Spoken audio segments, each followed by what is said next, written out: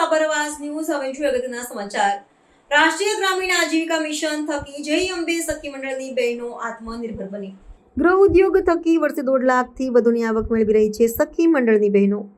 સાબરકાંઠા જિલ્લાના તાલોદ તાલુકાના રૂપાલ ગામના ભાવનાબા જય અંબે સખી મંડળ સાથે જોડાઈ ગૃહ ઉદ્યોગ ચલાવી રહ્યા છે।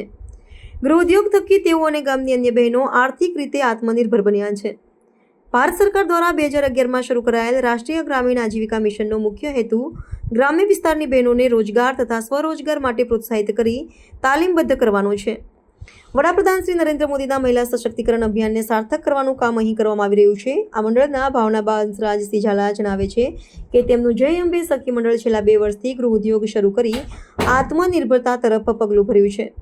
સખી મંડળની બહેનોએ મરચું, હળદર, ધાણા, જીરું જેવા ગરમ મસાલા તૈયાર કરે છે। તેઓ મસાલાનું સરકાર દ્વારા આયોજિત સખી મેળામાં સ્થાનિક બજારોમાં હોલસેલ ભાવે વેચાણ તેમજ છૂટક ગામડાઓમાં વેચાણ કરે છે।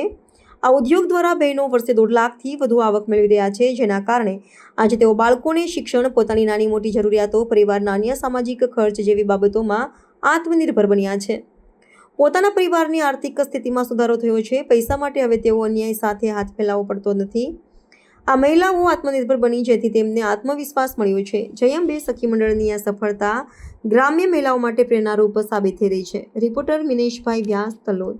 નમસ્તે, મારું નામ ઝાલા ભાવનાબા હંસરાજસિંહ છે અને મારું ગામ રૂપાલ ગામ છે।